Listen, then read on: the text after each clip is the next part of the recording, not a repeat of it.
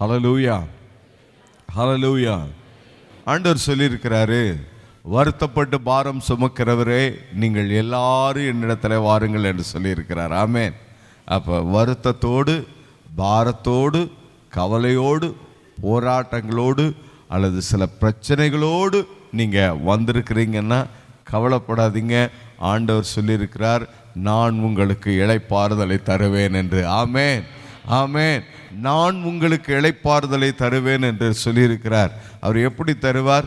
உங்களுடைய பிரச்சனை என்ன, உங்களுடைய போராட்டம் என்ன, உங்களுடைய கஷ்டம் என்ன, உங்களுடைய கவலை என்ன, அவை எல்லாவற்றையும் அவர் மாற்றுவார், சரி செய்து கொடுப்பார். ஆமென் சொல்லுங்க. அல்லேலூயா.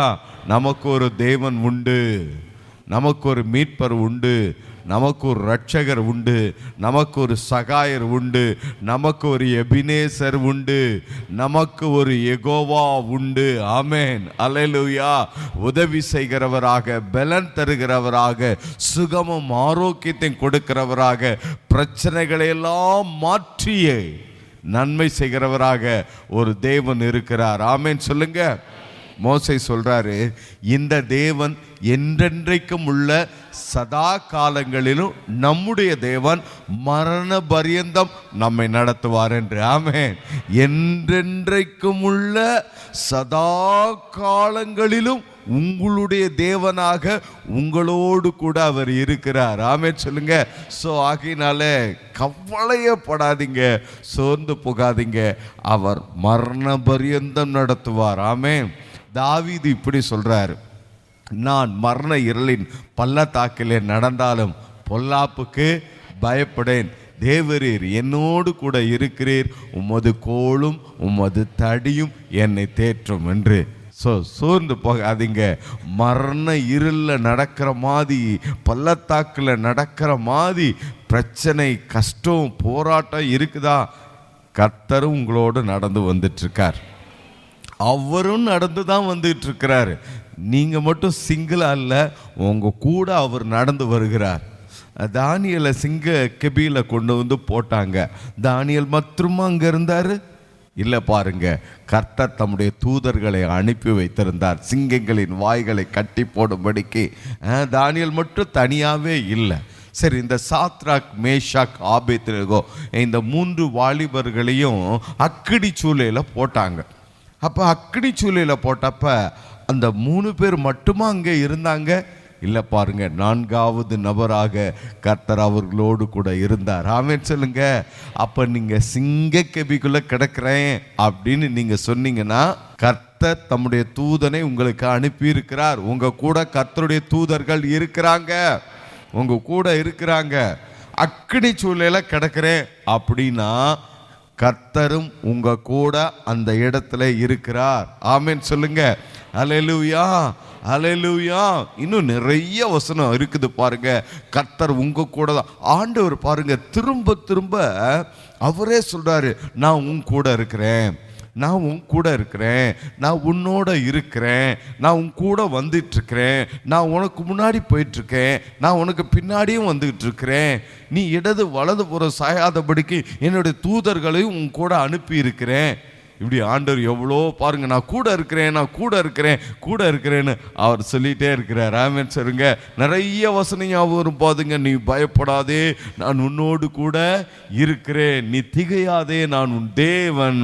ஆண்டவர் சொல்றார், நீ தண்ணீர்களை கடக்கும் பொழுது நான் உன் கூட இருக்கிறேன், ஆறுகளை கடக்கும் பொழுதும் நான் உன் கூட இருக்கிறேன், அக்கினியில் நடக்கும் போதும் நான் உன் கூட இருக்கிறேன்.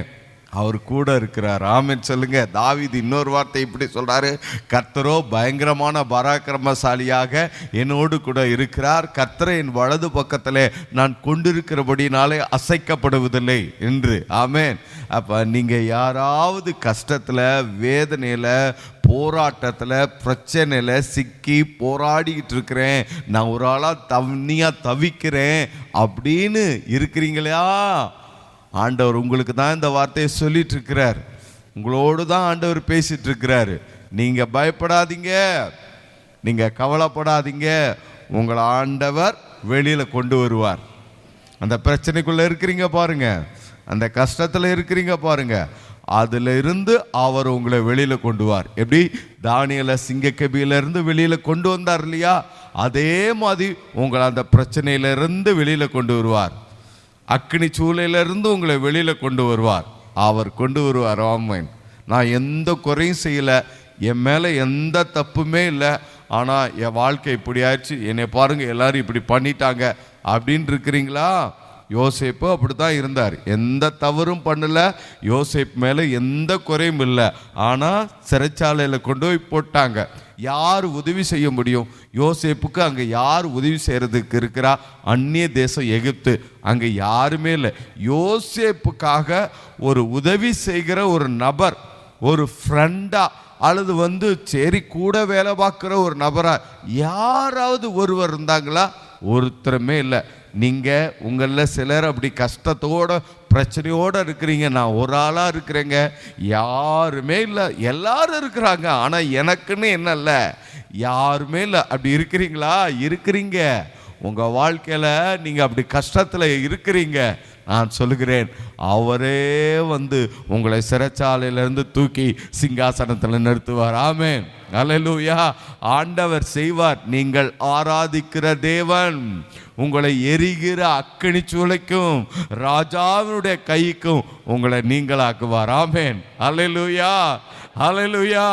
உற்சாகம் கொள்ளுங்க, பலன் கொடுங்க, திடமானதாயிருங்க, தைரியமாயிருங்க. கர்த்தர் என்னோடு கூட இருக்கிறதுனால நான் வெற்றி பெறுவேன், நான் ஜெயம் பெறுவேன். அல்லேலூயா. ஆண்டவர் உங்களை ஆசீர்வதிப்பார். ஆமென் சொல்லுங்க. தைரியமா இருக்கீங்களா? சந்தோஷமா இருக்கீங்களா? நம்பிக்கையோட இருக்கிறீங்களா? விசுவாசமா இருக்கிறீங்களா? பலத்தோட இருக்கிறீங்களா? நமக்கு ஒரு தேவன் உண்டு. ஆமென். ஆமென். நமக்கு ஒரு மீட்பர் உண்டு, சகாயம் செய்கிற தேவன். ஆமென் சொல்லுங்க. அல்லேலூயா. இப்போ நம்ம ஆண்டவருடைய வார்த்தைக்கு நேராக செல்ல போகிறோம். உங்கள் வேதாகமத்தை என்னோடு கூட நீங்கள் எடுத்துக்கொள்ளுங்கள். இன்றைக்கு வேதாகமத்திலிருந்து ஒரு குறிப்பிட்ட நபரை குறித்து வேத வசனங்கள் சொல்லுகிற காரியங்களை நான் உங்களுக்கு போதித்து, அந்த நபருடைய வாழ்க்கையில கர்த்தர் அருளி செய்த ஆசீர்வாதங்களை உங்களுடைய வாழ்க்கையில கர்த்தர் அருளி செய்வதற்காக நான் ஜெபிக்க போகிறேன்.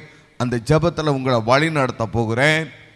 அந்த ஆசீர்வாதங்களை இன்றைக்கு இந்த செய்தியினுடைய இறுதியிலே ஏறெடுக்க போகிற ஜெபத்திலே நீங்கள் பெற்றுக்கொள்ளுவீர்கள். ஆமென். ஹல்லேலூயா. எடுத்துக்கொள்வோம். அப்போஸ்தலர் நடபடிகளின் புஸ்தகம் 10வது அதிகாரம் வசனங்கள் 1, 2, 3 ஆகிய வசனங்களை நாம் வாசிக்க போகிறோம்.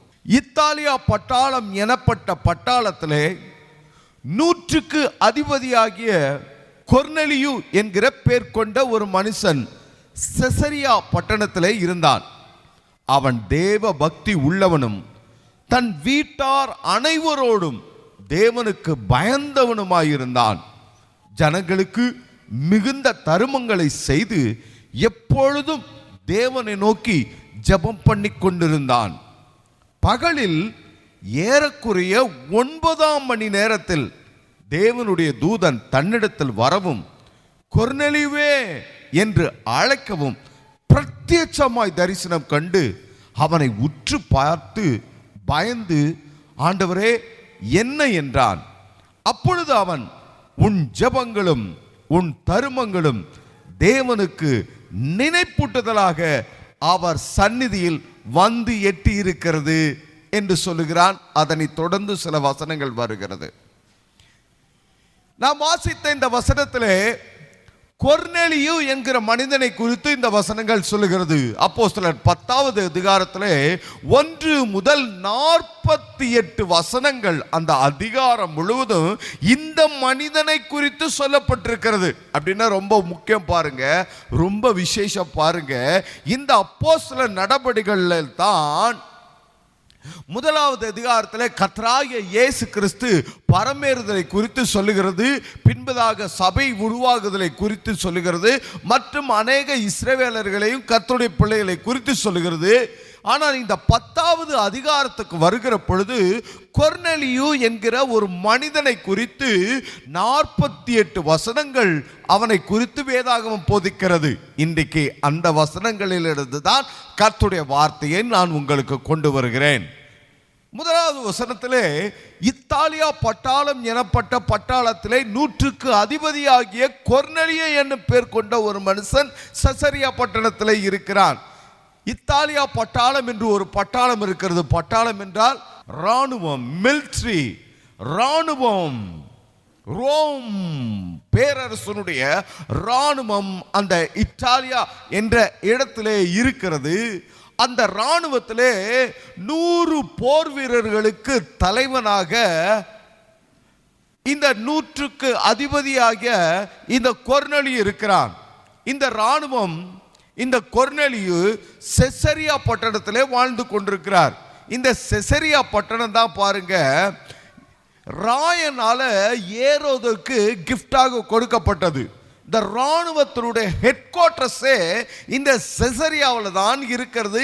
இந்த செசரியா ரொம்ப மிக முக்கியமான ஒரு பட்டணம். ஆகையினாலே ஏரோது என்ன பண்றார், ராயனை ஃபேவர் பண்றதுக்காக, அவரை ஹானர் பண்றதுக்காக இந்த பட்டணத்தை இழுத்து பிரம்மாண்டமாக கட்டி எழுப்புகிறான். வேதாகமத்தில் கூட இந்த செசரியாவில் நடந்த மற்ற சில முக்கியமான நிகழ்வுகள் எல்லாம் குறிப்பிடப்பட்டிருக்கிறது. இந்த பட்டணத்தில் தான் இந்த கொர்நேலியு வாழ்ந்து கொண்டிருக்கிறார்.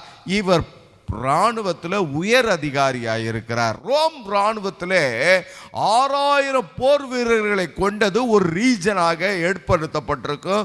அதில் 100 600 கொண்ட தலைவர்கள், முக்கியமான தலைவர்களாக இராணுவத்தில் அவர்கள் இருப்பார்கள். ஸோ இப்படிப்பட்ட சூழல்ல தான் இந்த கொர்நேலியு வாழ்ந்து கொண்டிருக்கிறார். மிக அருமையான ஒரு சிட்டி செசரியாவில் இருக்கிறார். மிக அருமையான ஒரு பதவி, 100க்கு அதிபதியாக இருக்கிறார். மிக அருமையான வல்லரசான ரோம் சாம்ராஜ்யத்தினுடைய இராணுவத்திலே உயர் பதவியிலே அவர் பணியாற்றி கொண்டிருக்கிறார். அவருடைய வாழ்க்கையினுடைய சூழல் இருக்கிறது. அதே போல வேதாகமத்தில் பார்க்கிற பொழுது அங்கே இஸ்ரவேலர்கள் வாழ்க்கையிலே, யூதர்களுடைய வாழ்க்கையிலே அங்கே என்ன நடக்கிறது என்றால், கர்த்தராகிய இயேசு கிறிஸ்து அப்பொழுதுதான் ஊழியத்தை நிறைவேற்றி வேத வாக்கியங்களின்படி அவர் சிலுவையில் மரித்து அடக்கம் பண்ணப்பட்டு 3ஆம் நாள் உயிரோடு கூட பரலோகத்திற்கு எழுந்தருளி போயிருக்கிறார். சீசர்கள் எல்லாம் பின்பதாக மேல் வீட்டறையிலே 120 பேர் கூடி ஜெபிக்கிறார்கள். பரிசுத்த ஆவியானவர் அவர்கள் மீது இறங்கி வருகிறார். பின்பதாக பேதுரு எழுந்து பிரசங்கம் பண்ணுகிறார். 3000 பேர் ரட்சிக்கப்படுகிறார்கள். 5000 பேர் ரட்சிக்கப்படுகிறார்கள். அற்புதங்கள், அதிசயங்கள் நடக்குது. ஜெப வேளையாகிய 9வது மணி வேளையிலே பேதுரு யோவானு அலங்கார வாசல் எனப்பட்ட வாசலிலே பிரவேசிக்கும் பொழுது அங்கே பிறவியிலே நடக்க முடியாமல் முடவனாயிருந்த அந்த சப்பானிக்கு ஆண்டவர் அற்புத சுகத்தை கொடுக்கிறார். ஜனங்கள் எல்லாம் ஆச்சரியப்பட்டு பார்க்கிறார்கள். அநேகர் ரட்சிக்கப்பட்டு கொண்டிருக்கிறார்கள். இப்படிப்பட்ட வேளையிலே அங்கே பிலிப்புவின் மூலமாகவும் ஸ்தேவானின் மூலமாகவும் பலத்த காரியங்கள் நடைபெற்று கொண்டிருக்கிறது. கர்த்தராகிய இயேசு கிறிஸ்துவை சேவிக்கிற, கர்த்தராகிய இயேசு கிறிஸ்துவை தொழுது கொள்கிற, கர்த்தராகிய இயேசு கிறிஸ்துவை தங்கள் இரட்சகராக ஏற்றுக்கொள்கிற ஜனம் கூட்டமானது பெருகுகிறது, சபையாக பெருகுகிறது, அது வளர்கிறது. திரளான ஜனங்கள் கர்த்தராகிய இயேசு கிறிஸ்துவை அறிக்கை பண்ணி ஞானஸ்தானம் எடுத்துக்கொண்டே இருக்கிறார்கள். எங்கு பார்த்தாலும் ஜனங்கள் கூடி ஜெபம் பண்ணுகிறார்கள். வீடுகள் தோறும் அவர்கள் கூடி வருகிறார்கள். பல இடங்களிலே ரகசியமாக கூடி வருகிறார்கள். இப்படி கூடி வருகிறவர்கள் அவர்கள் ரகசியமாய் கூடி வருகிறார்கள். அப்படி ரகசியமாய் கூடி வருகிற இடத்திற்கு ஒரு அடையாளத்தை போட்டிருப்பார்கள். மீன் வடிவிலான ஒரு படத்தை டிராயிங்க வரைஞ்சிருப்பாங்க.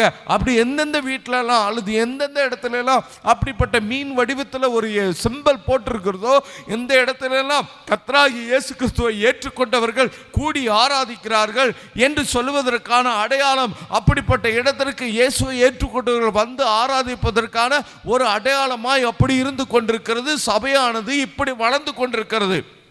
அதே நேரத்தில் ரோமனுடைய அகஸ்டஸ் சீசர் அவர் என்ன பண்ணுகிறார், ஜனங்கள் இயேசுவை இந்த தெய்வத்தை ஏற்றுக்கொண்டிருக்கிறார்கள் என்று சொல்லி இவர்களை எப்படி இயேசுவை சிலுவையில் அறைந்து அவரை கொன்று போட்டது போல இதை தடுக்க வேண்டும், இதை நிறுத்த வேண்டும், இதை மாற்ற வேண்டும் என்று சொல்லி அவர்கள் என்ன செய்கிறார்கள், தங்களுடைய பழக்கங்களை தங்களுடைய தெய்வங்களை அங்கே சமுதாயத்திலே இஸ்ரவேலர்கள் மத்தியிலே நகரத்திலே முக்கிய இடங்களிலே கொண்டு வந்து வைக்கிறார்கள். அவர்கள் ஜூயஸ் என்கிற ஒரு தெய்வத்தை அவர்கள் முக்கியமாக பிரதானப்படுத்துகிறார்கள். ஜனங்கள் எங்கே போனாலும் வந்தாலும் இந்த சிலைகளை வணங்க வேண்டும் என்று சொல்லி அவைகளை முக்கியத்துவப்படுத்திக் கொண்டிருக்கிறார்கள். பாருங்க, ஒரு புறம் கர்த்தராகிய இயேசு கிறிஸ்துவை ஏற்றுக்கொண்ட ஜனம் கூட்டம் கூட்டமாய் பெருகுகிறது. 3000 பேர் ரட்சிக்கப்படுறாங்க, 5000 பேர் ரட்சிக்கப்படுறாங்க. ஸ்தேவான் மூலமாக பெரிய காரியம் நடக்கிறது, பிலிப்பு மூலமாக அற்புதம் நடக்கிறது, பேதுரு யோவான் மூலமாக அங்கே பிரவி சப்பானி ரட்சிக்கப்படுகிறான், குணமாக்கப்படுகிறான். இப்படிப்பட்ட காரியங்கள் நடக்கிறது. இந்த பக்கம் பார்த்தா ரோம் கவர்மெண்ட் பல சிலைகளை தெய்வங்களை கொண்டு வந்து வைத்து எப்படியாவது இதை தடுத்து விடும் என்று சொல்லி அதை முக்கியத்துவப்படுத்தி அதை பிரதானப்படுத்தி கொண்டிருக்கிறார்கள். இப்படிப்பட்ட சூழ்நிலையில தான் இந்த கொர்நேலியு வாழ்ந்து கொண்டிருக்கிறான். இவர் யாரு? இஸ்ரவேலரா? இல்ல. யூதனா? இல்ல. இவர் யாருங்க? பிரஜாதி, ரோமனா இருக்கிறார். ரோம பேரரசிலே அவர் இராணுவத்திலே பணியாற்றி கொண்டிருக்கிறார். இப்ப பாருங்க, இவர் ரோம இராணுவத்திலே பணியாற்றுகிறார், ரோம பேரரசனுடைய ரோம பிரஜாதியா இருக்கிறார். இவருக்கு இந்த கடவுள்களை பற்றியெல்லாம் தெரிகிறது. இந்த கடவுள்கள் ஜூயஸ் கடவுளை பற்றி தெரிகிறது, மற்ற கடவுள்களை பற்றி தெரிகிறது. அந்த கடவுள்களை குறித்து சொல்லப்படுகிற பாரம்பரிய கதைகள், சரித்திர பின்னணிகள் எல்லாம் அவைகளும் தெரிகிறது. அதே நேரத்தில் இஸ்ரவேலர்கள் ஆராதிக்கிற, யூதர்கள் ஆராதிக்கிற தேவனை குறித்து அவருக்கு நன்றாக தெரிகிறது. ஏனென்றால் இவர் இந்த இராணுவத்தில் பணியாற்றுகிற பொழுது இராணுவ பணிக்காக, இராணுவ பணி நிமித்தம் அவர் யூதேயாவிலும் எருசலேமிலும் பணியாற்றுகிறார், பாதுகாப்பு பணியாற்றுகிறார், ஜனங்களுக்கான பராமரிப்பு பணியாற்றுகிறார். பாருங்க, யாக்கோபை பிடிச்சு பட்டயத்தால் கொலை செய்யும் பொழுது அங்கே பாதுகாப்பு பணியை இவர் ஆற்றிக் கொண்டிருக்கிறார். ஸ்தேவானை பிடித்து கல்லெறிகிற பொழுது அங்கே பாதுகாப்பு பணியை ஆற்றிக்கொள்கிறார். வீடுகள் தோறும் கூடி வருகிற சபைகளை, ஜனங்களை சிதறடிக்க, சிறைப்பிடிக்க வீரர்கள் போகிற பொழுது அதற்கான பாதுகாப்பு பராமரிப்பு பணியையும் இவர் ஆற்றிக் கொண்டிருக்கிறார். ஆகையினாலே இஸ்ரவேலர்கள் ஆராதிக்கிற தேவனை குறித்து இவர் காண்கிறார், அதை குறித்து கேள்விப்படுகிறார், அதை குறித்து நன்றாக அறிகிறார். இந்த பக்கம் பார்த்தா ரோமர்கள் பல தெய்வங்களை சொல்லுகிறார்கள். அவர்களுடைய கட்டுக்கதைகள், அவர்களுடைய காரியங்கள் எல்லாம் அருகிருப்பாய் அசிங்கமானதாய் அப்படியாக இருக்கிறது சரித்திரங்கள்லாம். இந்த பக்கம் பார்த்தால் இவர்கள் கர்த்தராகிய இஸ்ரவேலின் தேவனை ஆராதிக்கிறார்கள், ஒரே தேவனைத்தான் ஆராதிக்கிறார்கள். ரோமர்களுடைய வழிபாடு, கலாச்சாரம், அவர்களுடைய பண்பாடு எல்லாம் அதுவும் அசிங்கமாக, கேவலமாக, வெறுப்பாக இருக்கிறது. ஆனால் இங்கே பார்த்தால் இஸ்ரவேலர்கள்லாம் ஒழுக்கமுடையவர்களாய், நல்லவர்களாய், தேவனை சேவிக்கிற உண்மையுள்ளவர்களாய் இருக்கிறார். ரெண்டையும் பார்க்கிறார். பார்க்கிற பொழுது அவர் ஒரு தீர்மானத்திற்குள்ளாக வருகிறார். நான் பார்க்கிற இந்த ஜூயஸ் கடவுள் கடவுளாக இருக்க முடியாது. ஒரே ஒரு கடவுள் தான் இருக்க முடியும், ஒரே ஒரு தெய்வம் தான் இருக்க முடியும். அவர் ஒருவேளை இஸ்ரவேலர்கள் ஆராதிக்கிற, சேவிக்கிற இந்த தேவனாகத்தான் இருக்க முடியும், இவராக தான் இருக்க முடியும் என்று சொல்லி இஸ்ரவேலின் தேவன் மீது அவருக்கு நம்பிக்கை வருகிறது, விசுவாசம் வருகிறது. ஆகையினாலே இவர்களை குறித்து பார்க்கிறார், ஆராய்கிறார். அவர்கள் எதை வைத்து அவர்களுடைய தேவனை ஆராதிக்கிறார்கள், அவர்கள் எதை அடிப்படையாக கொண்டு அவருடைய தெய்வத்தை தொழுது கொள்கிறார்கள், அவர்கள் எதை அடிப்படையாக கொண்டு இந்த பண்டிகைகள்லாம் ஆசரிக்கிறார்கள், இந்த ஆராதனை முறைகள்லாம் அவர்கள் செய்கிறார்கள் என்று பார்க்கிற பொழுது அவர்கள் ஒரு வேதாகமத்தை வைத்து அந்த வேதாகமத்தின் மூலமாக அந்த தேவனை ஆராதிக்கிறார்கள், அந்த பண்டிகைகளை அனுசரிக்கிறார்கள், வாழ்க்கை முறைகளை ஒழுங்கு பண்ணுகிறார்கள் என்று சொல்லி அவர்களிடத்திலே வேதாகமத்தை வாங்கி வாசிக்க ஆரம்பிக்கிறார். அப்பொழுது அவர் இருந்த நாட்களிலே இப்பொழுது நாம் வைத்திருக்கிறது போல பழைய ஏற்பாடு, புதிய ஏற்பாடு என்று சொல்லி அப்படிப்பட்ட முழு வேதாகமும் இல்லை. அவருடைய நாட்களிலே பஞ்சாகமம் என்று சொல்லப்படுகிற தோரா என்று அழைக்கப்படுகிற 5 ஆகமங்களை கொண்ட வேதாகமம் தான் இருந்தது. ஆதியாகமம், யாத்திரையாகமம், லேவியராகமம், எண்ணாகமம், உபாகமம். இந்த புத்தகங்களை கொண்ட மோசே எழுதின பஞ்சாகமம் என்று அழைக்கப்படுகிற தோரா என்று சொல்லப்படுகிற அந்த வேதாகமம் தான் இருந்தது. அதனோடு கூட சில தீர்க்க தரிசன புத்தகங்களை எல்லாம் அவர்கள் இணைத்து வைத்திருந்தார்கள். ஆனால் வேதாகமம் என்று சொல்லுகிறது இந்த தோரா, இந்த 5 ஆகமங்கள் தான். இதை வாங்கி என்ன செய்கிறாரு? அவர் வாசிக்க வாசிக்க வாசிக்க வாசிக்க வாசிக்க வாசிக்க ஆரம்பிக்கிறார். நான் சொல்றேன், நீங்களும் நானும் வேதாகமத்தை வாசிக்கணும். நீங்களும் நானும் வேதாகமத்தை வாசிக்கணும், வேதத்தை வாசிக்கணும். தேவனை ஆராதிக்கிற, தேவனை சேவிக்கிற நீங்களும் நானும் என்ன செய்யணும்? கர்த்தர் கொடுத்த வேதாகமத்தை நாம் வாசிக்கணும். இந்த கொர்நேலியுவுக்கு கையில் வேதாகமம் இல்லை. அவர் வேதாகமத்தை கேட்டு அதை வாசிக்க ஆரம்பிக்கிறார். அதை வாங்கி அதை வாசிக்க ஆரம்பிக்கிறார். ஆனால் உங்களுக்கு எனக்கு வேதாகமத்தை யார்ட்டையாவது கேட்டு வாங்க வேண்டியது இருக்குதா? இல்லை. பாருங்க, ஒரு வீட்டில் 5-6 பைபிள் இருக்குது. ஒவ்வொரு வீட்டில் ஒவ்வொரு இடத்துல சில 2-3 வேர்சன்ஸ் இருக்கிறது. நான் சொல்கிறேன், ஒவ்வொரு நாளும் வேதாகமத்தை வாசிக்கிற பழக்கம் வழக்கம் உடையவர்களாக நீங்கள் இருக்கணும். வேதாகமத்தை வாசிக்கணும். இதுதான் நம்முடைய வாழ்க்கைக்கான ஆதாரம், அஸ்திபாரம். நீங்கள் வேத வாசிக்கணும். வேத வாக்கியங்களை ஆராய்ந்து பாருங்கள், அவைகளால் உங்களுக்கு நித்திய ஜீவன் உண்டாயிருக்கிறது. எங்கே நீங்கள் பெற்றுக்கொள்ள முடியும்? நித்திய ஜீவனை தேவனுடைய வார்த்தையை வாசிப்பதன் மூலமாக. தேவனுடைய வார்த்தையை வாசிக்கணும். உங்களால் எவ்வளவு வாசிக்க முடியும் பரவாயில்ல, அந்த அளவுக்கு வாசிங்க. இன்னும் வாசிக்க பிரயாசப்படுங்க. வேதத்தை தியானிக்க பழகுங்க. ஈசாக்கு வேதத்தை வாசிக்கிறவனோடு மட்டுமில்லாமல் வேதாகமத்தை தியானிக்கிற மனுஷனாக இருக்கிறான். சாயங்காலமான வேளையிலே அவன் வயல்வெளிக்கு புறப்பட்டு போய் கர்த்தருடைய வேதத்தை தியானிக்க ஆரம்பிக்கிறான். சங்கீதம் 1:1 நல்லா தெரியுமே நமக்கு. கர்த்தருடைய வேதத்தில் பிரியமாய் இருந்து அதை இரவும் பகலும் தியானிக்கிற மனிதன் பாக்கியவான். அவன் நீர்க்கால்களின் ஓடத்தில் நடப்பட்டு தன் காலத்தில் தன் கனியை கொடுத்து இலை உதிராத மரத்தை போல் இருப்பான். அவன் செய்வது எல்லாம் வாய்க்கும். அப்போ இதெல்லாம் யாருக்கு? கர்த்தருடைய வேதத்தில் பிரியமாக இருந்து கர்த்தருடைய வேதத்தை வாசிக்கிறவங்களுக்கு தான், தியானிக்கிறவங்களுக்கு. பாஸ்டர், எனக்கு ஸ்கூலுக்கே போனதில்லை, வாசிக்கவே தெரியாது. பரவாயில்ல, இப்போ நிறைய வசதிகள்லாம் இருக்குது. டெக்னாலஜி ரொம்ப இம்ப்ரூவ் ஆயிடுச்சு. ஸோ ஆடியோ பைபிள் இருக்குது. ஆடியோ பைபிளை ப்ளே பண்ணி என்ன செய்யுங்க? கேளுங்க. ஆடியோ பைபிள் ப்ளே பண்ணி கேளுங்க. ஸோ கடவுளுடைய வசனத்தை நீங்கள் என்ன செய்யுங்க? வாசிக்க ஆரம்பிங்க. சரி, இங்கே பாருங்க, 2வது வசனத்துக்கு வருவோம். அப்போஸ்தலர் 10:2. அவன் தேவ பக்தி உள்ளவனும் தன் வீட்டார் அனைவரோடும் தேவனுக்கு பயந்தவனுமாய் இருந்தான். ஜனங்களுக்கு மிகுந்த தருமங்களை செய்து எப்பொழுதும் தேவனை நோக்கி ஜெபம் பண்ணி கொண்டே இருந்தான். பாருங்க, 2வது, அவன் வேதத்தை வாசிக்க வாசிக்க வாசிக்க வாசிக்க அவனுடைய வாழ்க்கை மாற ஆரம்பிக்கிறது. வாழ்க்கை மாற ஆரம்பிக்கிறது. வாழ்க்கை மாறுது. ஏன் இந்த வேதத்தை அதிகமாக வாசிக்கிறான்னா, இவனால் எங்கே போக முடியாதுன்னா இந்த ஜெபாலயத்துக்கு போக முடியாது. இந்த வீடுகள் தோறும் கூடி ஜபிக்கிறாங்களே, வேத வசனத்தை தியானிக்கிறாங்களே, அப்பம் பெற்கிறாங்களே, அந்த இடத்துக்கு கொர்நேலியுனால போக முடியாது. ஆனால் உங்களால் என்னால் சபைக்கு வர முடிகிறது. ஆனால் இவருக்கு விருப்பம் இருந்தாலும் இவர்னால எங்கே போக முடியாது? அங்கே ஜெபம் பண்ணுகிற வீடுகள் தோறும் கூடி ஜபிக்கிற அந்த இடத்துக்கு போக முடியாது. ஏன் போக முடியாது? இவர் இஸ்ரவேலனா, இவர் யூதனா கிடையாது.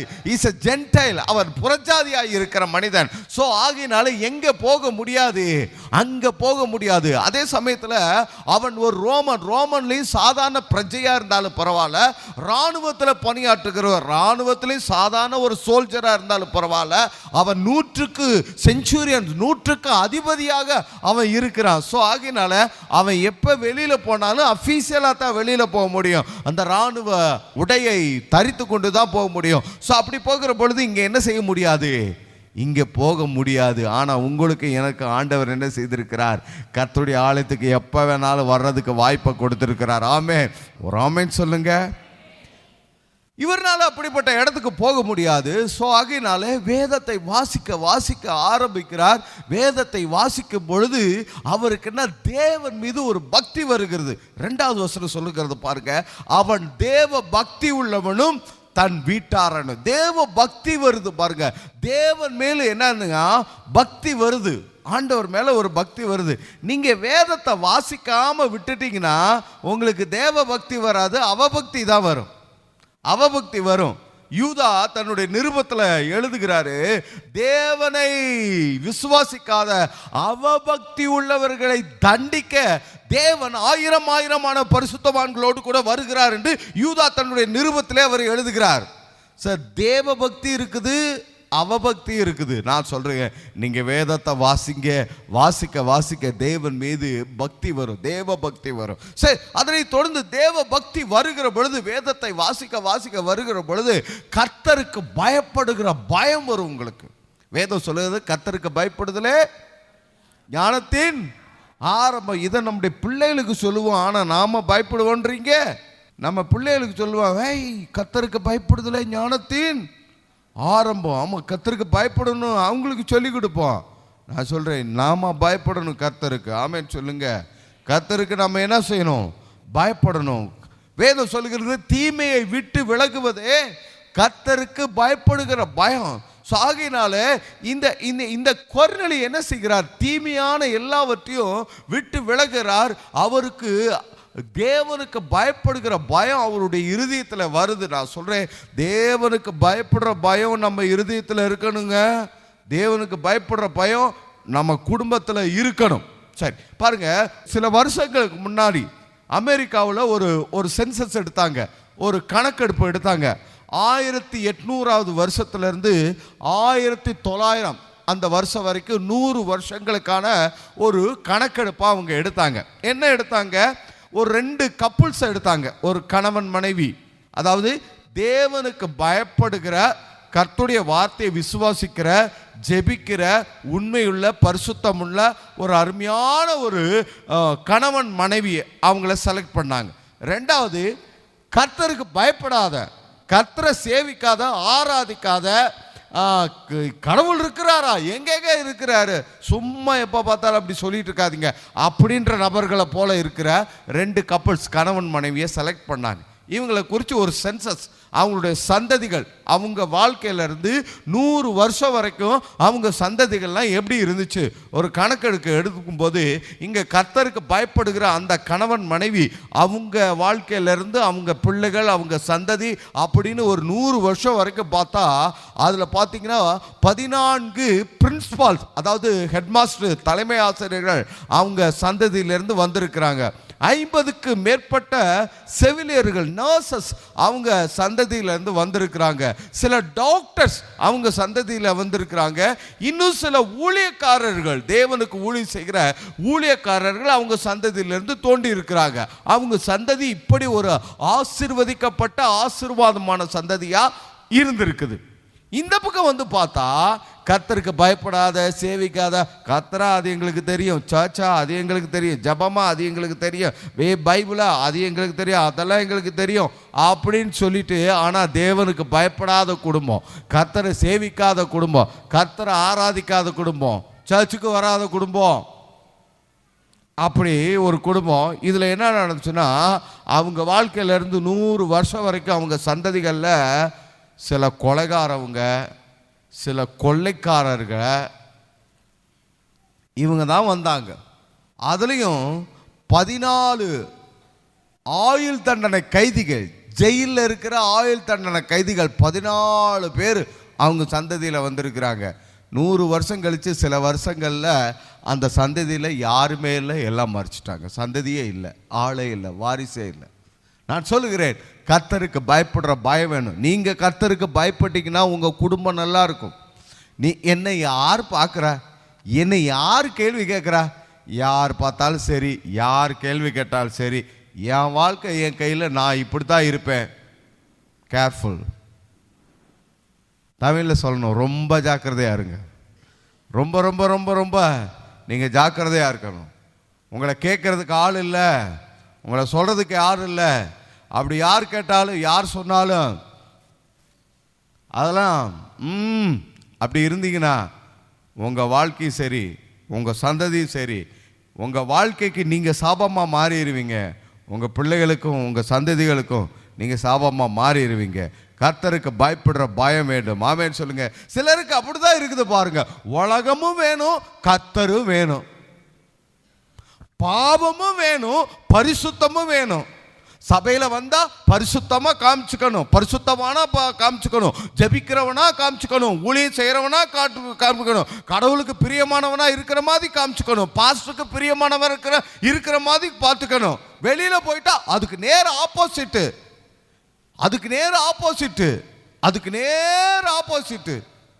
நோ, கிடையாது. தேவன் எல்லாவற்றையும் பார்க்கிறார்.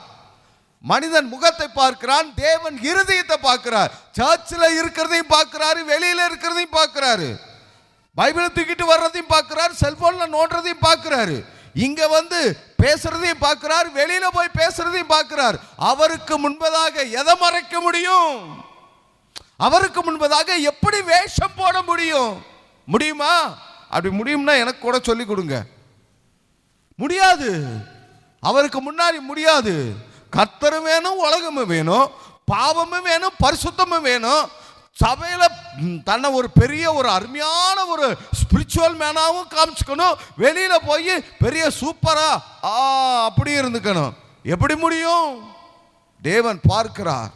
ஆண்டவர் சொல்றாரு பாருங்க, இப்படி ஒரு சபை இருந்துச்சு. வெளிப்படுத்தின விசேஷத்துல, வெளிப்படுத்தின விசேஷம் 3வது அதிகாரம் 15வது வசனத்துல அந்த சபைக்கு பேரு லவோதிக்கேயான்னு பேரு. வெளிப்படுத்தின விசேஷம் 3வது அதிகாரம் 15வது வசனத்துல லவோதிக்கேயான்னு ஒரு சபை இருக்குது. இப்படிதான் அந்த சபை. அந்த சபையை குறித்து ஆண்டவர் சொல்றாரு வெளிப்படுத்தல் 3:15, உன் கிரியைகளை அறிந்திருக்கிறேன், நீ குளிரும் அல்ல அனலும் அல்ல. நீ குளிராவது அனலாவது இருந்தால் நலமாயிருக்கும். இப்படி நீ குளிருமின்றி அனருமின்றி வெதுவெதுப்பாய் இருக்கிறபடினாலே உன்னை என் வாய் நின்று வாந்தி பண்ணி போடுவேன். இன்னும் ஆண்டவர் வேதனையான சில வார்த்தைகளை சொல்றாரு. நான் சொல்றேன், ஆண்டவருக்கு முன்னாடி ஜாக்கிரதையாகவும் இருக்கணும், நேர்மையா இருக்கணும், உண்மையா இருக்கணும், ஆண்டவரோடு ஒப்புரவாகணும். உங்க வாழ்க்கை சரியில்லாம இருந்தா ஆண்டவரோடு ஒப்புரவா இருங்க, தேவனோடு சமரசமா இருங்க. பாவத்தை அவருக்கு கருத்தில் கொடுத்துட்டு பரிசுத்தத்தை வாங்கி கொள்ளுங்கள். இந்த கொர்நேலியு பாருங்க, தேவனுக்கு முன்பதாக உண்மை உள்ளவனாய் இருக்கிறான், தேவனுக்கு பயப்படுறவனான இருக்கிறான், அவன் பயபக்தி உள்ளவனாய் மாறுகிறான் பாருங்க. சரி, 2வது வசனத்துக்கு வருவோம். அவன் தேவ பக்தி உள்ளவனும் தன் வீட்டார் அனைவரோடும் தேவனுக்கு பயந்தவனுமாய் இருந்து ஜனங்களுக்கு மிகுந்த தருமங்களை செய்து எப்பொழுதும் தேவனை நோக்கி ஜெபம் பண்ணி கொண்டிருந்தான். இப்படி பண்ணிக்கிட்டு இருக்கிற நபர் யாருன்னா கேட்டுங்க, பிரஜாதியாகிய ஒரு மனுஷன். நம்ம பாஷையில சொல்லாமா, அவர் கிறிஸ்டியன் கிடையாது. அவர் யார் கிடையாது? அவர் யார் கிடையாது? கிறிஸ்டியன் இல்லாத ஒரு நபரை குறித்து வேதம் சொல்லுகிறது, அவன் தேவ பக்தி உள்ளவன் என்று. What about you? உங்களை குறித்து என்ன? தேவனுக்கு பயந்தவனுமாய் இருந்தான்னு அவன் கிறிஸ்டியன் கிடையாது. ஜனங்களுக்கு மிகுந்த தர்மங்களை செய்து எப்பொழுதும் தேவனை நோக்கி ஜெபித்து கொண்டே இருந்தான். இங்கே அவனுடைய ஒரு ரியல், ஒரு அருமையான கேரக்டர்ஸ் வேதம் சொல்லுகிறது. அவன் ஜனங்களுக்கு மிகுந்த தர்மங்களை செய்து கொண்டிருந்தானாம். ஜனங்களுக்கு மிகுந்த தர்மங்களை செய்து கொண்டிருந்தானாம். நான் சொல்றேன், நாமளும் ஜனங்களுக்கு மிகுந்த தர்மங்களை செய்யணும். ஏழைக்கு இறங்குகிறவன் கர்த்தருக்கு கடன் கொடுக்கிறான்னு வேதம் சொல்லுகிறது. ஏழைக்கு இறங்கணும். இதெல்லாம் வேதம் சொல்லுகிறதா? ஆமா, சொல்லுகிறது. பழைய ஏற்பாட்டில் வாட்சி பாருங்க. பழைய ஏற்பாட்டில் அரிக்கட்டுகளை அறுக்கிற பொழுது அந்த அரிக்கட்டுகளே சில மணிகள் விழும்படிக்கு நீங்களே விட்டுருங்க அப்படின்னு ஆண்டவர் சொல்றாரு. ஏன்னா விதவைகள், அனாதைகள், திக்கற்றவர், கைவிடப்பட்டவர், அவர்கள் வந்து அதை பொறுக்கிக்கிட்டும் தடை பண்ணாதீங்க. இன்னும் அவர்கள் வந்து அதை அறுத்து கொள்ளும்படிக்கு சில கதிர்களை நீங்க விட்டுட்டு வந்துருங்கன்னு ஆண்டவர் சொல்றாரு. அடிமையானவனை நீ கொண்டிருந்தா 3வது வருடத்துல அவனை வந்து விடுதலையாக்கிரு. விடுதலையாக்குறதோடு கூட அவனுக்குரிய எல்லாவற்றையும் கொடுத்து அவனை அனுப்பு.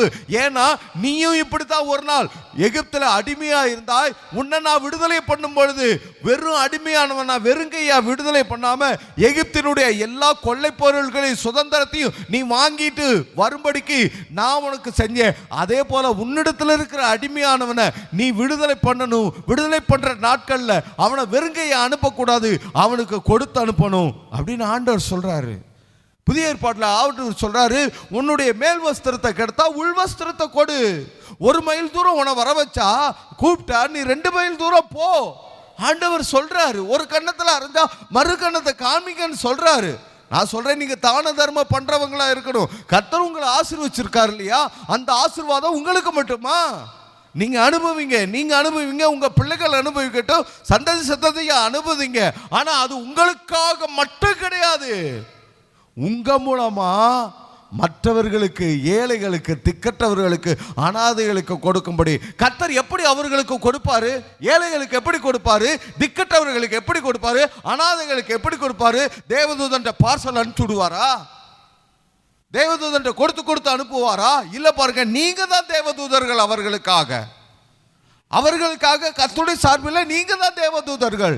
நீங்க தான் கொடுக்கணும், அவங்களுக்கு கொடுக்கணும், உதவி செய்யணும். வஸ்திரம் இல்லாதவர்களுக்கு வஸ்திரத்தை கொடுங்க, பணம் இல்லாதவங்களுக்கு பணம் முடிந்ததை கொடுங்க, உணவு இல்லாதவர்களுக்கு உணவை கொடுங்க, ஏழைகளுக்கு உதவுங்க. உங்களால் எந்த அளவுக்கு உதவி செய்ய முடியும் அந்த அளவுக்கு உதவி செய்யுங்க. எந்த அளவுக்கு உதவி செய்ய முடியுமோ அந்த அளவுக்கு உதவி செய்யுங்க. ஆண்டவர் அதை விரும்புகிறார். இங்கே பாருங்க, புறஜாதியாய் இருக்கிற மனிதன் ஏழைக்கு என்ன செய்கிறான்? உதவி செய்கிறான். ஏழைக்கு உதவி செய்யறத நீங்க ஒரு வாய்ப்பா பயன்படுத்துங்க. ஆண்டோட வார்த்தை சொல்றதுக்கான ஒரு வாய்ப்பா பயன்படுத்துங்க.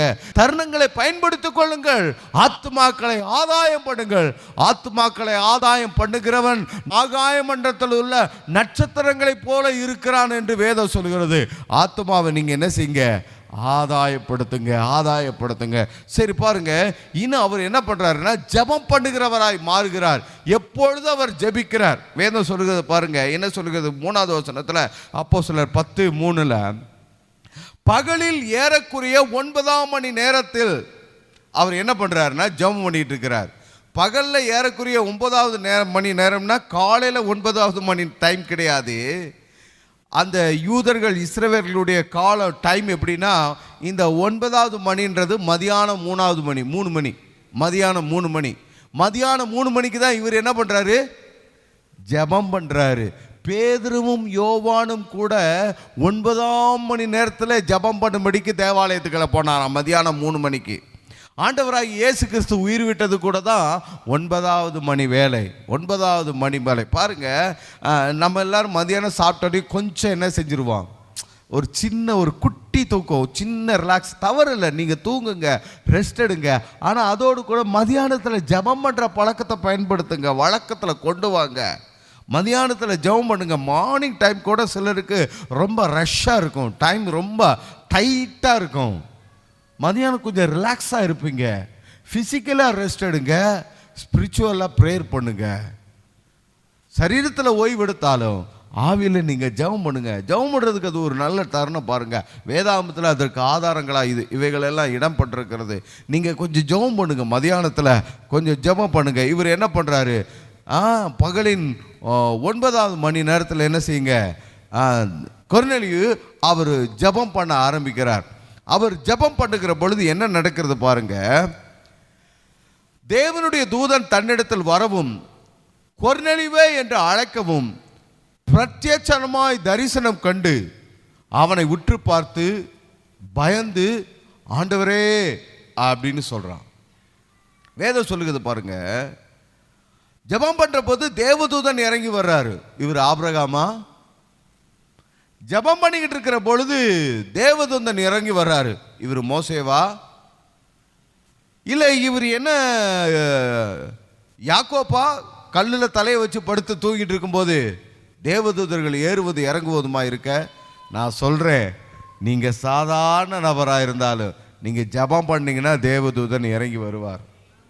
உங்கள் ஜெபத்தை தேவனிடத்தில் கொண்டு போகிறதுக்கு, உங்கள் ஜெபத்துக்கான பதிலை தேவனிடத்திலிருந்து கொண்டு வர்றதுக்கு தேவதூதன் இறங்கி வருவார். ஆமென் சொல்லுங்க.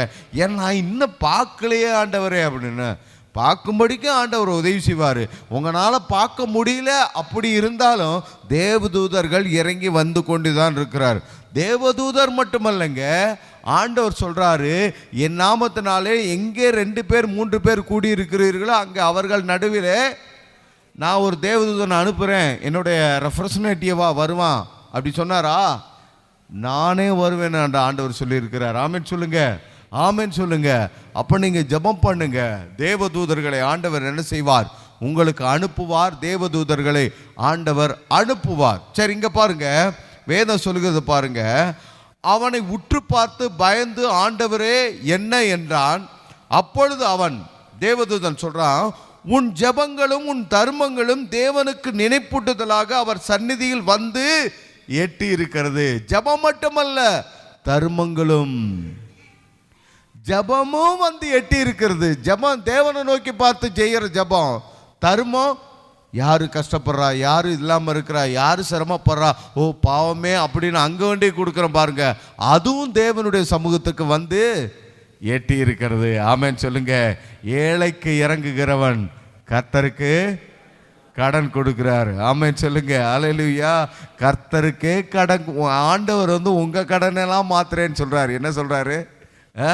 நீயோ கடன் கொடுப்பாய், கடன் வாங்காதிருப்பாய். நீங்க யாருக்கு கடன்? நீங்க யாராருக்கோ கடனை கொடுத்து, பாஸ்டர் ஜோம் பண்ணுங்க பாஸ்டர், வந்து வாங்கிட்டு போன 6 வாரத்தில் தர்றேன்னாங்க பாஸ்டர், 6 மாதம் 6 வருஷம் ஆச்சு இன்னும் கொடுக்கல பாஸ்டர், அதனாலும் பரவாயில்ல, இன்னும் ஆளையே காணாம் பாஸ்டர். ஆண்டவர் சொல்றாரு, நீயோ கடன் கொடுப்பாய், கடன் வாங்காதிருப்பாய். கடன் யாருக்கு கொடுப்பீங்க? கர்த்தருக்கே கடன் கொடுப்பீங்க. கர்த்தருக்கு எப்படி கொடுப்பீங்க? இச்சிறியரில் ஒருவனுக்கு எதை செய்தீர்களோ அதை எனக்கே செய்தீர்கள். ஆமென் சொல்லுங்க. அதை எனக்கு, நீங்க யாருக்கோ சம்பாதிக்க கர்த்தர் கொடுத்த ஆசீர்வாதத்தை எங்கேயோ தூக்கிக்கொண்டே கொடுத்துட்டு அவன் தூக்கிட்டு போயிட்டான். இல்லைங்க, பாருங்க, கைவிடப்பட்டவர்கள், ஏழைகள், அனாதைகள், அவங்களுக்கு யாருக்கு உதவி செய்வா? கர்த்தர் யார் மூலமா உதவி செய்வார்? உங்கள் மூலமா தான் உதவி செய்வார். ஆமென் சொல்லுங்க. அல்லேலூயா. அப்ப இந்த கொர்நேலியுடைய வாழ்க்கை பாருங்க, அவன் ஒரே தேவனாகிய இஸ்ரவேலின் தேவன் மீது நம்பிக்கை வைக்க ஆரம்பிக்கிறான், விசுவாசம் வைக்க ஆரம்பிக்கிறான். அவர்கள் எதை அடிப்படையாக வைத்து தேவனை ஆராதித்து தொழுது கொள்கிறார்கள் அப்படின்னு பார்த்து அந்த தோரா, அந்த பைபிள் வேதாகமத்தை வாங்கி அதை வாசிக்க ஆரம்பிக்கிறான். அதே சமயத்தில் அவர்கள் ஜெபம் பண்றாங்க. சோ இவனு என்ன பண்றா பாருங்க, ஜெபம் பண்ண ஆரம்பிக்கிறான். ஜெப வேலையாகிய 9வது மணி நேரத்தில் பேதுரு யோவானும் தேவாலயத்துக்கு போனாங்க. இவருக்கு ஜெப வேலை இருக்குது, 9ஆம் மணி நேரம் இருக்குது. ஆனா இவர்னால தேவாலயத்துக்கு போக முடியல. ஆகையினால வீட்டிலேயே ஜெபம் பண்றாரு. வீட்டிலே ஜெபம் பண்ணும்போது தேவதூதன் என்ன செய்கிறாரு? இறங்கி வருகிறார். தேவதூதன் இறங்கி வருகிறார். நான் சொல்றேன், நீங்க வீட்டில் ஜெபம் பண்ண ஆரம்பிங்க. தனியா ஜெபம் பண்ணுங்க, ஃபேமிலியாக ஜெபம் பண்ணுங்க, ஹஸ்பண்ட் அண்ட் ஒய்ஃபாக ஜெபம் பண்ணுங்க, பிள்ளைகளோடு சேர்ந்து ஜெபம் பண்ணுங்க. அப்போ தேவதூதன் இறங்கி வருகிற ஒரு ஸ்தலமாக இருக்கும். ஆமென் அல்லேலூயா. தேவதூதன் இறங்கி வந்த இடத்திற்கு யாக்கோபு சொன்னா, இது தேவனுடைய வீடே அல்லாமல் வேறல்ல அப்படின்னா. தேவதூதன் இறங்கி வந்தா அந்த வீடு என்ன ஆயிரும்? அது வனாந்தரமாக இருந்தாலும் பாலைவனமாக இருந்தாலும், யாக்கோப்பு தலசாச்சா அந்த கல்லா இருந்தாலும் அது என்னவா மாறிடும்? தேவனுடைய வீடா மாறிடும். அப்போ உங்க வீடு தேவனுடைய வீடா மாறணும். உங்க வீடு என்னவா மாறிடணும்? உங்க வீடு தேவனுடைய வீடா மாறிடணும். தேவனுடைய வீடா மாறுறதுக்கு நீங்க ஜெபத்தை உங்க வீட்டில் கொண்டு வரணும். கர்த்தருடைய வார்த்தையை உங்க வீட்டில் கொண்டு வரணும். நீங்க ஜெபம் பண்ண ஆரம்பிக்கணும். ஆமென் சொல்லுங்க. வேதம் சொல்லுகிறது பாருங்க, 2வது வசனத்துல, எப்பொழுதும் தேவனை நோக்கி ஜெபம் பண்ணி கொண்டிருந்தான். அவர்னால இது செய்ய முடிஞ்ச ஒரு காரியமா? ஒரு 100க்கு அதிபதி, ரோம இராணுவத்தில் பணியாற்றுகிறவர், 100 பேருக்கு அவர் தலைவனாக இருக்கிறாரு. அவரு எப்போதும் ஜெபம் பண்றாராம். இத்தனைக்கு அவர் கிறிஸ்டியன் கிடையாது, இஸ்ரவேலனா யூதனா கிடையாது. ஆனா அவர் எப்போதும் ஜெபம் பண்றார். நான் கேட்கிறேன், நீங்க ஜெபம் பண்ண வேண்டாமா? நீங்க ஜெபம் பண்ண வேண்டாமா? நீங்க வேதம் வாசிக்க வேண்டாமா? பல வேளையில் இந்த ஜெபம் பண்ணுங்க, வேதம் வாசிங்க அப்படின்ற பிரசங்கமே செம்ம போர் ஆயிருது. எப்போ பார்த்தாலும் என்ன பாஸ்டர், இந்த வட்டி கடைக்காரன் ஆளை பார்த்தோன்னே காசு கொடு, வட்டி கொடு, கடனை கொடு அப்படின்னு கேட்குற மாதிரி சர்ச்சுக்கு வரப்போல்லாம் ஜெபம் பண்ணுது. வேறு ஏதாவது பாஸ்டர், பைபிளில் எத்தனையோ வசனம் இருக்குது பாருங்க, தெய்வீக வெளிப்பாடு இருக்குது. அதெல்லாம் இந்த ஜபத்தில் தாங்க வரும். தெய்வீக வெளிப்பாடு என்ன? தேவனே இறங்கி வருவார், தேவதூதனே இறங்கி வருவார். ஜபம் பண்ண ஆரம்பிங்க. ஆமென். யாராவது ஜபத்தை இன்னும் உங்கள் வாழ்க்கையில் கொண்டு வராமல் இருந்தால் நீங்கள் ஸ்டார்ட் பண்ணுங்க. ஸ்டார்ட் பண்ணுங்க, நீங்கள் ஆரம்பிங்க. ஜெபிக்கிற அந்த பழக்கத்தை கொண்டு வாங்க. வேதம் சொல்லுகிறது, ஆண்டவர் சொல்றாரு மத்தேயு 5:8, இருதயத்திலே சுத்தமுள்ளவர்கள் பாக்கியவான்கள், அவர்கள் தேவனை தரிசிப்பார்கள். அப்போ இருதயத்தில் நீங்க தேவன் மீது பயபக்தி ஆகி சுத்தமுள்ளவர்களாக இருந்தீங்கன்னா நீங்க அப்படி ஜெபம் பண்ற போது என்ன செய்வீங்க? தேவனை தரிசிக்க ஆரம்பிப்பீர்கள். ஸோ இப்போ தேவதூதன் வந்து என்ன சொல்றாருன்னா 5வது வசனத்தில் கொர்நேலியுவை பார்த்து சொல்றாரு தேவதூதன். அவர் என்ன சொல்றாரு? இப்பொழுது நீ யோப்பா பட்டணத்திற்கு மனுஷரை அனுப்பி பேதுரு என்று மறுபேர் கொண்ட சீமோனை அழைப்பி, அவன் தோல் பதனிடுகிறவனாகிய சீமோன் என்னும் ஒருவனிடத்திலே தங்கி இருக்கிறான். அவனுடைய வீடு கடலோரத்தில் இருக்கிறது. நீர் செய்ய வேண்டியதை அவன் உனக்கு சொல்லுவான் என்றார். இப்ப தேவதூதன் வந்து கொர்நேலியு ஒரு காரியத்தை செய்யும்படிக்கு சொல்றார். இதுதான் ரொம்ப முக்கியம் பாருங்க. இவ்வளவு நேரம் நம்ம வசனத்துல வாசிச்சது தியானிச்சது எல்லாமே இதுக்காகத்தான். என்ன சொல்றார் தேவதூதன் வந்து? இட்ஸ் ஆல் குட், எல்லாம் நல்லா இருக்கிறது, எல்லாம் சிறப்பா இருக்கிறது, எல்லாம் சரியா இருக்கிறது, ஆனால் தேவையானது ஒன்றே அப்படின்னு மரியாதை பார்த்து சொன்ன மாதிரி எல்லாமே Cornelius, you are good, you are well done, நீ சூப்பர்மேன் பா, நீ இஸ்ரவேலனா யூதனா இல்லைனாலும் அருமையா என்ன செஞ்சிருக்கிற? இஸ்ரவேலின் தேவன் மேல நம்பிக்கை வச்சிருக்கிற, அவருடைய வார்த்தையை நீ என்ன செய்யற? கடைப்பிடிக்கிற, வாங்கி வாசிக்கிற. நீ எப்போது வந்து ஆலயத்துக்கு போக முடியலனாலும், வீடுகள் தோறும் சீஷர்கள் கூடி ஜெபம் பண்ற அந்த இடத்துக்கு போக முடியலனாலும், அப்பம் விற்கதில்ல உன்னால பங்கு பெற முடியலனாலும், நீ எப்போது ஜெபம் பண்ணிக்கிட்டு இருக்கிற. சூப்பர் சூப்பர் சூப்பர் அப்படின்ட்டு இப்போ உன்னை செய்ய சொல்றாரு. என்னன்னா, பேதுருவை உன் வீட்டுக்கு அழைப்பி, பேதுருவா அழைச்சிட்டு வா, அவன் வந்து நீ என்ன செய்யணும்னு சொல்லுவான் அப்படின்னு தேவதூதன் வந்து என்ன செய்யறாரு சொல்றார். சொன்ன உடனே இந்த கொர்நேலியு தன்னுடைய வீட்டார்ல 2 பேரையும் ஒரு போர் வீரனையும் சீமோனை கூட்டிட்டு வரும்படிக்கு அனுப்புறாரு. இவங்க என்ன செய்யறாங்க? நேரா போறாங்க, யோப்பா பட்டணத்துக்கு போறாங்க. அங்க சீமோன் அப்படின்ற பேருள்ள ஒரு வீட்டில் பேதுரு தங்கி இருக்கிறார். அந்த வீட்டுக்கு போறாங்க. பேதுரு இந்த கொர்நேலியு வீட்டுக்கு வரும்படிக்கு அதுக்கு முன்னாடியே பேதுருனுடைய ஜெப வேலையாகிய 6ஆம் மணி வேளையில் ஆண்டவர் பேதுருக்கு ஒரு தரிசனத்தின் மூலமாக பெரிய விளக்கத்தை கொடுக்கிறாரு. இப்ப கரெக்டா அந்த ஜெபம் முடிய, அந்த தரிசனம் முடிய, கொர்நேலியுனுடைய வீட்டார் மனுஷர் வந்து பேதுரு வீட்டை கதவை தட்டுறாங்க. ஆண்டவர் சொல்றாரு, அந்த மனுஷர்கள் வந்திருக்கிறாங்க, நீ அவர்களோட போ அப்படின்னு சொல்றாரு. போ அப்படின்னு சொன்னோடனே பேதுரு என்ன செய்யறாரு? இவங்களோட கொர்நேலியு வீட்டை சந்திக்கும்படிக்கு செசரியாவுக்கு அவங்க வர ஆரம்பிக்கிறாங்க. இப்ப அடுத்த நாள் ஆயிருது, மறாவது நாள் ஆயிருது. மறாவது நாள் ஆகும்போது என்ன நடக்குது பாருங்க. 24வது வசனத்துல, மறுநாளிலே செசரியா பட்டணத்திலே பிரவேசித்தார்கள். யாரு? பேதுருவும், பேதுருவோடு கூட சில மனிதர்களும், அதே போல கொர்நேலியு வீட்டார், கொர்நேலியு அனுப்பிச்சிருந்தாங்க பாருங்க, அந்த மனிதர்களும் இப்ப எங்க வந்துட்டாங்க? செசரியாவுக்கு வந்து கொர்நேலியு வீட்டுல வந்து கூடி வர்றாங்க. இங்க என்ன நடக்குது பாருங்க. கொர்நேலியு வீட்டுல ஏற்கனவே ஒரு கூட்டம் இருக்குது பாருங்க. என்னென்ன கூட்டம் பாருங்க. கொர்நேலியு தன் உறவின் முறையாரையும் தன்னுடைய விசேஷித்த சிநேகிதரையும் கூட வரவழைத்து அவர்களுக்காக காத்திருந்தான். இப்ப கொர்நேலியு என்ன பண்றாருன்னா, பேதுரு வர்றதுக்காக, இது அடுத்த நாள் மறாவது நாள் நடக்குது. இப்ப மறாவது நாள் நடக்குது. இப்ப கொர்நேலியு அவர் இருக்கிறாரு, அவருடைய வீட்டார், அவருடைய மனைவி இருக்கிறாங்க, அவருடைய பிள்ளைகள் இருக்கிறாங்க, அப்புறம் அவருடைய வீட்டில் வேலை செய்யறவங்க அவங்க இருக்கிறாங்க, அது கூட அவருடைய ஃப்ரெண்ட்ஸ், அவங்களுடைய கொலீக்ஸ் அவங்க எல்லாம் எங்க இருக்கிறாங்க? இப்ப கொர்நேலியு வீட்டில் இருக்கிறாங்க பாருங்க. ஸோ இப்போ பேதுருவை ஆண்டவர் வந்து சொல்லி சொன்ன உடனே பேதுரு என்ன பண்றாருன்னா, அவரு மட்டும் சிங்கிளா வராம அவரும் தன்னோட இருக்கிற சிலரை கொர்நேலியு வீட்டுக்கு அழைச்சிட்டு வர்றாரு. இங்க ஒரு முக்கியமான காரியத்தை பாருங்க. 2 விஷயங்களை சொல்றேன் இங்க.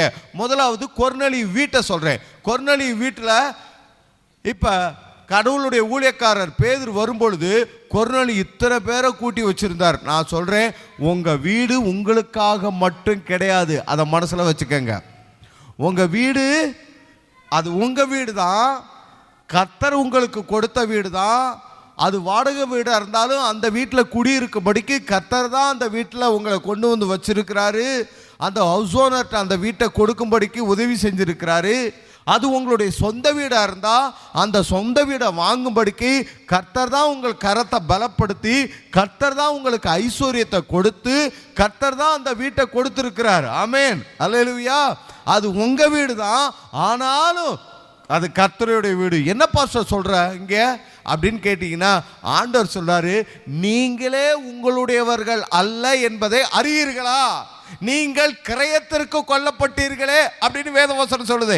நீங்களே உங்களுடையவங்க கிடையாதா, உங்களையவே ஆண்டவர் விலைக்கு வாங்கி இருக்கிறாராம். அப்படி இருக்கும்போது உங்க வீடுன்னு எதை சொல்ல முடியும்?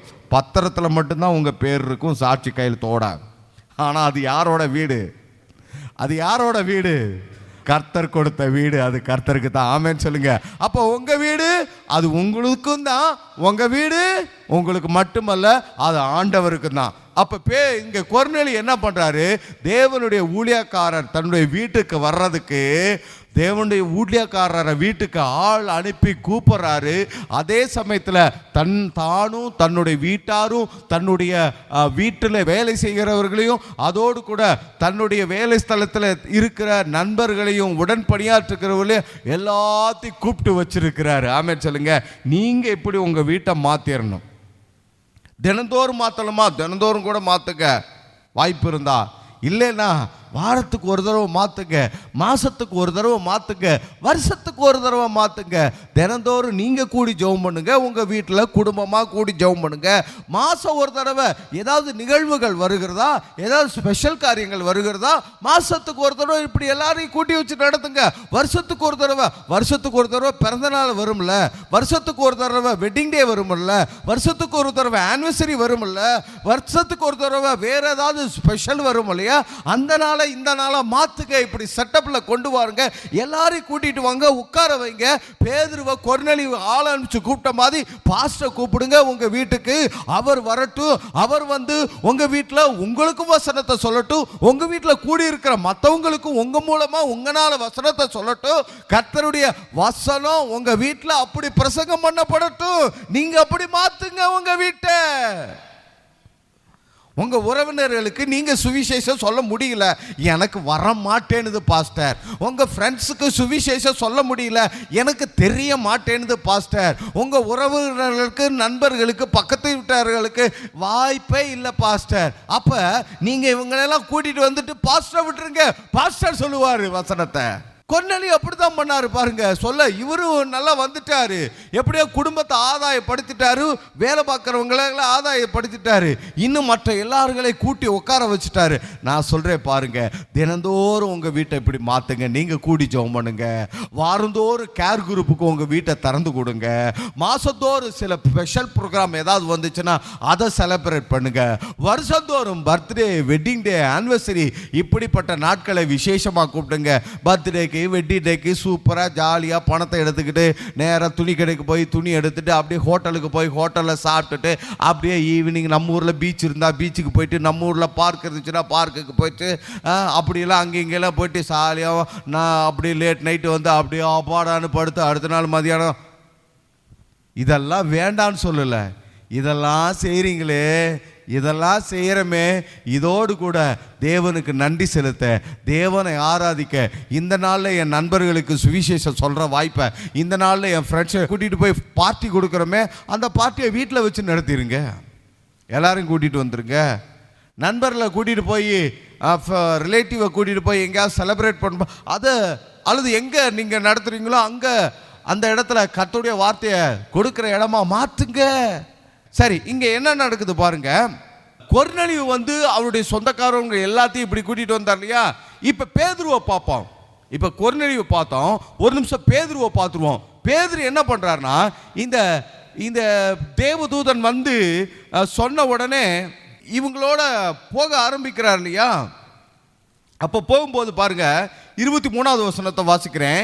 அப்பொழுது பேதுரு அவர்களை உள்ளே அழைத்து அவர்களுக்கு உபச்சாரம் செய்து மறுநாளிலே அவர்களுடனே கூட புறப்பட்டான். யோப்பா பட்டணத்தாராகிய சகோதரில் சிலரும் அவனோடு கூட போனார்கள். இங்க பேதுருவை குறித்து சொல்லுது பாருங்க. பேதுருவை கூப்பிட்ட உடனே பேதுரு ரொம்ப சந்தோஷப்பா, என்ன கூட்டிட்டு வர சொல்லும்படிக்கு தேவதூதனே அந்த செஞ்சுரியன்ட்ட, நூற்றுக்கு அதிபதிட்ட ஜபத்தில் வந்து தரிசனத்தில் சொல்லி என்னை கூட்டிட்டு வர சொல்லி ஆள் அனுப்பிச்சிருக்கிறாங்க பாருங்க, என்னை பாருங்க, இப்போ 3 பேர் வந்திருக்கிறாங்க பாருங்க அப்படின்னு சொல்லிட்டு பார்த்தீங்களா, என்ன தெரியுதுங்களா, பார்த்தீங்களா நான் அப்படி பார்த்தீங்களா அப்படின்னு சொல்லிட்டு அவர் மட்டும் ராஜநடை போட்டுட்டு வட்டா அப்படின்ட்டுலாம் போல. அவர் என்ன பண்றாரா, அந்த யோப்பா பட்டணத்தாராகிய சகோதரரில், கூட இருந்த சகோதரரில் சிலரை அவர் அழைச்சிட்டு போறாரு. கூட இருந்த சகோதரர்ல பாருங்க, இந்த பேதுரு பாருங்க, அவர் சிங்கிளா, அவரே ஹீரோவா அப்படி எங்கேயுமே அவர் தன்னை ஷோ பண்ணவே இல்லை பாருங்க. மேல் வீட்டறையில் பரிசுத்தாவியானவர் இறங்கி வந்த உடனே பற்பல பாஷையை பேசின உடனே எங்க கூடியிருந்த எருசலேம்ல கூடியிருந்த எல்லாரும் இது என்னன்னு பார்க்கும்பொழுது வேதம் சொல்லுகிறது, பேதுரு சிங்கிளா அப்படி இல்லை, பேதுரு 11 பேரோடு கூட எழுந்து நின்று கர்த்தருடைய வார்த்தையை பிரசங்கம் பண்ணாராம். சரி, 3வது அதிகாரத்தில் அப்போஸ்தலர்ல ஜெப வேலையாகிய 9வது மணி நேரத்தில் இவர் மட்டும் சிங்கிளா போகல ஜெபம் பண்றதுக்கு. யோவானு என்ன செய்யறாரு, கூட்டிட்டு தான் போறாரு. ஆனா இந்த யோவானை குறித்து தான் இயேசு தரிசனம் கொடுக்கும் பொழுது நீ என் ஆட்டுக்குட்டிகளை மேய்ப்பாயாக அப்படின்னு சொன்னப்ப யோவான் பின்னாடி வரும் பொழுது பேதுரு கேட்கிறாரு, இட்ஸ் ஓகே, எல்லாம் ரைட்டு, என்னை திருப்பி தூக்கிட்டீங்க, எனக்கு பெரிய பதவியை கொடுத்துட்டீங்க, ஆட்டுக்குட்டியை மேய்க்க ஆடுகளை மேய்க்க கொடுத்துட்டீங்க.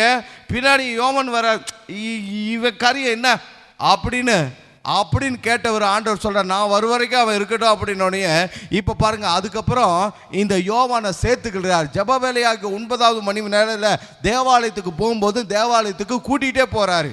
இப்போ பாருங்க, செசரியா பட்டணத்திலிருந்து கொர்நேலியு வீட்டார் கூப்பிட்ட போது இங்க யார் மட்டும் போல, பேதுரு மட்டும் போல, சகோதரர் சிலரை அந்த பட்டணத்தில் இருந்த இவங்கள எருசலேம்ல இருந்தவங்களா, எருசலேம்ல இருந்தே பேதுரு கூட வந்தவங்களா கிடையாது பாருங்க.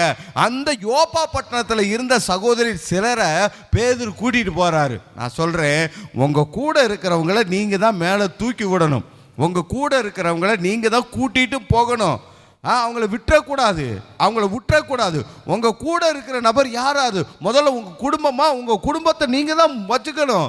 உங்க குடும்பத்தில் நீங்க சிங்கிளா தனியா இருக்கக்கூடாது, ஒன்னா தான் இருக்கணும். உங்க கூட இருக்கிறவங்க சபையில் உங்களோட இருக்கிறவங்கள ஸ்பிரிச்சுவல்ல நீங்க தான் என்கரேஜ் பண்ணணும், ஸ்பிரிச்சுவல்ல நீங்க தான் உற்சாகப்படுத்தணும். உங்களை எப்படி ஒருத்தர் உருவாக்குனாங்களோ, உங்களை எப்படி ஒருத்தர் வளர்த்து விட்டாங்களோ, உங்களை எப்படி ஒருத்தர் தூக்கி உயரத்தில் நிறுத்தினாங்களோ, அதே போது நீங்க மற்றவங்களை உருவாக்கணும், வளர்த்து விடணும், ஆதாயப்படுத்தணும். அதுதான் காட்ஸ் பேட்டர்ன், அதுதான் தேவனுடைய சிஸ்டம். அப்படிதான் வளரணும். அப்படி ஒருவேளை இருந்தோம்னா கொஞ்ச நாள் வரைக்கும் கர்த்தர் பார்ப்பறாரு, அப்புறமா அப்படியே விட்டுட்டு அடுத்த ஆளை பார்க்க போயிடுவார். ஆமென் சொல்லுங்க. சரி, இங்க பேதுரு என்ன செய்யறாரு, தன்னோடு கூட சிலரை என்ன செய்யறாரு, கூட்டிட்டு போறாரு. ஆமென் சொல்லுங்க. அப்ப நீங்க ஜெபம் பண்ண யாரையாவது கூட்டிட்டு போங்க. வேதம் வாசிக்கிறீங்களா, யாரையாவது கூட்டி உட்கார வச்சு கூட என்ன செய்யுங்க, வேதத்தை வாசிச்சு தியானிங்க. சர்ச்சுக்கு வர்றீங்களா, சர்ச்சுக்கு வரும்போது யாரையாவது கூட்டிட்டு வாங்க. ஆமா, நீங்க ஜெபம் பண்ற மாதிரி ஒருத்தர் ஜெபம் பண்றதுக்கு பழக்க வைங்க. நீங்க பாட்டு பாடுற மாதிரி ஒருத்தர் பாட்டு பாடுறதுக்கு பழக்குவீங்க. நீங்க ஆராதனை நடத்துற மாதிரி இன்னொருத்தர் ஆராதனை நடத்துறதுக்கு பழக்குவீங்க. நீங்க பிரசங்கம் பண்ற மாதிரி இன்னொருத்தருக்கு பிரசங்கம் பண்றதுக்கு பழக்கி விடுங்க. இப்படி உருவாக்குங்க, மற்றவங்களுக்கு உதவி செய்யுங்க. நீங்க மற்றவங்களுக்கு எதை செய்றீங்களோ அதையே ஆண்டவர் உங்களுக்கு திருப்பி கொடுப்பார், ஏராளமாக கொடுப்பார். ஆமென், ஹல்லேலூயா, ஹல்லேலூயா. கொடுங்கள் அப்பொழுது உங்களுக்கு கொடுக்கப்படும் அப்படின்றதுனா ஏதோ ஆஃபரிங் டைத் அது மட்டும் கிடையாதுங்க. இப்படி சில நல்ல காரியங்களை செய்கிறீர்களே, ஜனங்கள் மேலே வர, உங்க கூட இருக்கிறவங்க மேலே வர்றதுக்கு, உங்க கூட இருக்கிறவங்க மேலே வர்றதுக்கு நீங்க செய்றீங்களே, ஆண்டவர் உங்களுக்கு செய்வார் இன்னும் அதிகமாக. ஆமென் சொல்லுங்க. ஹல்லேலூயா, ஹல்லேலூயா. இப்ப படி ஏறி வர்றோம், இந்த படியில் ஏறுறதுக்கு வாய்ப்பு கிடைச்சிருச்சு. அந்த படியில் இனிமே நான் கீழே இருந்து நான் மேலே வந்துட்டேன், இனிமேல் யாரையும் விட மாட்டேன்னா நீங்களும் அங்கே தான் நின்றுக்கிட்டு இருக்கணும். ஆனால் நீங்கள் அந்த படியை விட்டு கொடுத்துட்டு அடுத்த படிக்கு வந்தீங்கன்னா அந்த படிக்கு உங்களால் இன்னும் சிலர் வருவாங்க, நீங்கள் அந்த படியிலேருந்து மேலே படிக்க வந்துடுவீங்க. ஆமேன்னு சொல்லுங்கள். பேதுரு அப்படி தான் செஞ்சுருக்காரு பாருங்க. யோப்பா பட்டணத்தில் சிலரை என்ன செஞ்சுட்டாங்க, அவங்கெல்லாம் சீஷர்கள் கிடையாது, அவர்களெல்லாம் அப்போஸ்தலர்கள் கிடையாது. நான் எனக்கு வந்து நல்லா பிரசங்கம் பண்ண தெரியும், அவருக்கு தெரியுமா? எனக்கு நல்லா பாட்டு பாட தெரியும், அவருக்கு தெரியுமா? எனக்கு பைபிள் வாசிக்க தெரியும், அவருக்கு தெரியுமா? எனக்கு ஊழியம் செய்ய தெரியும், அவருக்கு தெரியுமா? எனக்கு ஜோம் பண்ண தெரியும், அவருக்கு தெரியுமா? அதனால் நான் தான் அப்படி இருக்கக்கூடாது. அப்புறம் கடைசியில் நீங்களாகவே நீங்கள் மட்டுமாகவே உங்களுக்கு யாருமே இல்லாமல் ஆயிடுவீங்க. எல்லாரையும் உருவாக்கணும். ஆமென் சொல்லுங்க. அல்லேலூயா, அல்லேலூயா. சரி, இப்போ ஒரு முக்கியமான காரியத்தை நான் சொல்லிட்டு ஜெபம் பண்ண போறேன். எதுக்காக இந்த தேவதூதன் வந்து பேதுருவை கொர்நேலியுட்ட வர சொன்னார்? கொர்நேலியை பற்றி தான் இவ்வளவு சூப்பராக வசனம் சொல்லுதே. அவன் எப்போது ஜெபம் பண்றவன், கர்த்தருடைய வேதத்திலேயே பிரியமா இருக்கிறவன், நல்ல காரியங்கள் எல்லாம் செஞ்சிருக்கிறான். அவனுடைய ஜபமும் அவனுடைய தான தர்மமும் எங்க யாருக்கு தெரிஞ்சிச்சோ தெரியலையோ, தேவனுக்கே தெரிஞ்சிருச்சு. தேவனு பார்த்துட்டு கடைசியில தன்னுடைய தூதனமே கொர்நேலியுட்ட என்ன செஞ்சிட்டாரு, அனுப்பிச்சுட்டாரு. இப்ப இதெல்லாம் எதுக்காக நடந்துச்சு? எதுக்காகனா, இந்த கொர்நேலியுவுக்கு இன்னும் ஒண்ணு தெரியாது, அதை தெரிவிக்கும்படிக்கு தான். என்ன தெரிவிக்கும்படி தெரியுங்களா? இந்த வேதாகமத்தில் கந்தாகே மந்திரியை தொழுது கொள்ளும்படிக்கு ஒரு நபர் போயிட்டு திரும்பி வரும்பொழுது தன்னுடைய வண்டியில் ஏசாயா புஸ்தகத்தில் 53வது அதிகாரத்தில் வாசிக்கிட்டு இருக்கிறாரு. மெய்யாகவே அவர் நம்முடைய பாவடுகளுக்காக, நம்முடைய நோய்களை துக்கங்களை ஏற்றுக்கொண்டு அவர் சிலுவையில் மரித்தார், நாம் அவர் அடிக்கப்பட்டவர் என்று அப்படின்னு அந்த வசனத்தை வாசிக்கும் பொழுது ஆவியானவர் போய் சொல்றாரு, பிலிப்பு நீ அந்த ரதத்தோடு போய் சேர்ந்து இந்த வசனங்களில் சொல்லப்பட்டிருக்கிறதெல்லாம் நிறைவேறிடுச்சு, அதை நிறைவேற்றினவர் கர்த்தராகிய இயேசு கிறிஸ்து தான் அப்படின்னு அவருக்கு காண்பி. அப்படின்னு பிலிப்பு போய், ஐயா நீங்க வாசிக்கிறதுனுடைய இந்த வேத வசனத்துடைய அர்த்தம் உங்களுக்கு தெரியுமான? தெரியாதே, ஒருவன் எனக்கு விளக்கி சொல்லாட்டா எனக்கு எப்படி தெரியும்? உடனே ரதத்தில் ஏறி உட்கார்ந்து கர்த்தராகிய இயேசு கிறிஸ்து குறித்து விளக்கமா சொல்றாரு. விளக்கமா சொல்லணும்னே வண்டி வருது, ஒரு இடத்துல வருது, அங்க பார்த்தா தண்ணீர் இருக்குது. உடனே அவன் கேட்கிறான், தண்ணீர் இருக்கே, நான் ஞானஸ்தானம் எடுத்துக்க ஏதாவது தடை இருக்குதானா? தடை இல்லை அப்படின்னு உடனே அங்க ஞானஸ்தானம் அவருக்கு கொடுக்கப்படுகிறது. கொடுக்கப்பட்ட உடனே ஆவியானவர் பிலிப்பை கூட்டிட்டு போறார். அதே மாதிரி தாங்க இங்க கொர்நேலியுவுக்கு ஆண்டவர் தேவதூதனை அனுப்பி அங்க பேதுருவை கூப்பிடும்படிக்கு செய்யறாரு. பேதுருவை கூட்டிட்டு வாப்பா, பேதுரு வந்து உனக்கு எல்லாம் சொல்லுவான். எப்படி பிலிப்பு வந்து அந்த கந்தாக மந்திரிக்கு எல்லாத்தையும் சொல்லி ஞானஸ்தானத்தை கொடுத்தானோ, அதே போல பேதுரு வந்து உனக்கு எல்லாத்தையும் சொல்லுவாப்பா அப்படின்னு. இப்ப பேதுரு உள்ள வந்துட்டாரு. பேதுரு உள்ள வந்தோடனே சொல்றாரு என்னென்னலாம் சொல்றாரு பாருங்க. நான் வசனத்தை மட்டும் சொல்றேன். அப்போஸ்தலர் நடவடிக்கைகள்ல 10வது அதிகாரம் 38வது வசனத்துல இயேசுவை குறித்து சொல்றாரு. என்ன சொல்றாரு? நசரேயனாகிய இயேசுவை தேவன் பரிசுத்த ஆவியினாலும் வல்லமையினாலும் அபிஷேகம் பண்ணினார். தேவன் அவருடனே கூட இருந்தபடினாலே அவர் நன்மை செய்கிறவராயும் பிசாசின் வல்லமையில் அகப்பட்ட யாவரையும் குணமாக்குகிறவராயும் சுற்றித் திரிந்தார் அப்படின்னு இயேசுனுடைய அந்த 3.5 வருட ஊழியத்தை ஒரே வார்த்தையில சொல்றாரு. இயேசு அவர் நல்லவராக, நன்மை செய்கிறாராக, தேவனுடைய ராஜ்யத்தை பிரசங்கம் பண்ணினார், அற்புதங்களை செய்தார், வியாதிஸ்தர்களை குணமாக்கினார், பிசாசின் பிடியில் அகப்பட்டவர்களை விடுதலையாக்கினார் அப்படின்னு அவருடைய 33.5 வருட ஊழியத்தை சொல்றாரு. அதற்கு அடுத்த வருஷத்துல அவருடைய சிலுவை மரணத்தை சொல்றாரு. யூதருடைய தேசத்திலும் எருசலேமிலும் அவர் செய்தவைகள் எல்லாவற்றிற்கும் நாங்கள் சாட்சிகளா இருக்கிறோம். இதெல்லாம் இயேசு செஞ்சாருன்னு சொன்னேன்லப்பா, அதுக்கு நான் சாட்சிப்பா, என் கூட வந்திருக்காங்க பாருங்க, இவங்க எல்லாம் சாட்சிப்பா, சாட்சின்னு சொல்லிட்டு அவரை மரத்துல தூக்கி கொலை செஞ்சாங்க. இயேசு வேத வாக்கியங்களின்படி சிலுவையிலே அவர் மரித்தார் அப்படின்றத அவர் சொல்றாரு. இயேசுனுடைய சிலுவை மரணத்தை சொல்றாரு. அதற்கப்புறம் 40வது வசனம், 3ஆம் நாளிலே தேவன் அவரை எழுப்பி பிரத்யட்சமாய் காணும்படிக்கு செய்தார். இயேசுனுடைய மரணத்தை வென்று பாதாளத்தை வென்று உயிர் தெழுந்தாரே, அந்த உயிர்ப்பை சொல்லுகிறார். இயேசுவும் சொன்னாரு, மரித்தேன் ஆனாலும் சதா காலங்களிலும் நான் உயிரோடு கூட இருக்கிறேன். இயேசுனுடைய உயிர்ப்பை சொல்றாரு. அதற்கப்புறம் 42வது வசனத்துல, அன்றியும் அவரே உயிரோடு இருக்கிறவர்களுக்கும் மரித்தோர்களுக்கும் தேவனால் ஏற்படுத்தப்பட்ட நியாயாதிபதியாக இருக்கிறார் அப்படின்னு இப்ப பரலோகத்துல பிதாவினுடைய வலது வசத்துல உட்கார்ந்து இருக்கிறார் அப்படின்றது சொல்றாரு. 43வது வசனத்துல, அவரை விசுவாசிக்கிறவன் எவனோ அவருடைய நாமத்தினாலே பாவ மன்னிப்பை பெறுவான். பாவ மன்னிப்பை சொல்றாரு, ரட்சிக்கப்படுறதெல்லாம் சொல்றாரு. இத சொன்ன உடனே பரிசுத்த ஆவியானவர் இறங்கி வந்துறாரு. பரிசுத்த ஆவியானவர் இறங்கி வந்தார்னு சும்மா சாதாரணமாக வாசிக்க முடியாது.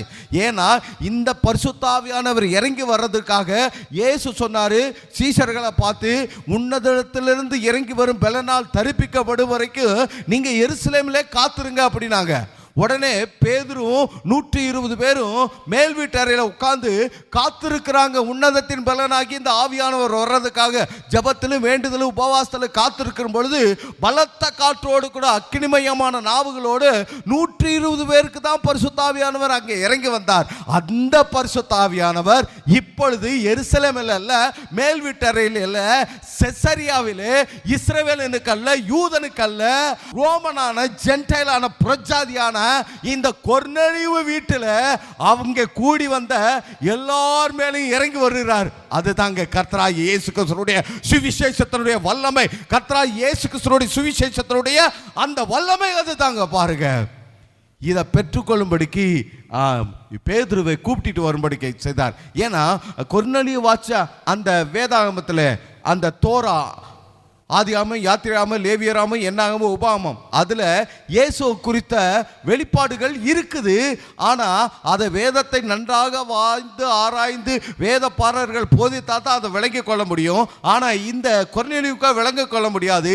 ஆனால் இவர் தேவ பக்தியாக இருந்தாலும் வேதத்தை வாச்சாலும் ஜபத் பண்ணினாலும் இயேசு அல்லாமல் ரட்சிப்பு இல்லை, அவரை அல்லாமல் மீட்பு இல்லை, அவருடைய நாமம் அல்லாமல் யாரும் பரலோகத்துக்கு எல்லை அல்லாமல் உங்களால் ஒன்று செய்ய முடியாது, நானே வழியும் சத்தியமும் ஜீவனமாய் இருக்கிறேன் என்று சொன்னார். ஆகினாலே இயேசு மூலம் தான் கொர்நேலியு உனக்கு ரட்சிப்பு, இயேசு மூலமா தான் கொர்நேலியு உனக்கு பாவ மன்னிப்பு, இயேசு மூலமா தான் கொர்நேலியு உனக்கு நித்தியம், இயேசு மூலமா தான் நீ ஒரே தேவனாகி இஸ்ரவேலின் தேவனை ஆராதிக்கிறாய, அவராலே உனக்கு நன்மை உண்டாகுன்னு சொல்லிட்டு இயேசுவை குறித்து அறிவிச்ச உடனே அங்கே பரிசுத்த ஆவியானவர் இறங்கி வர்றாரு.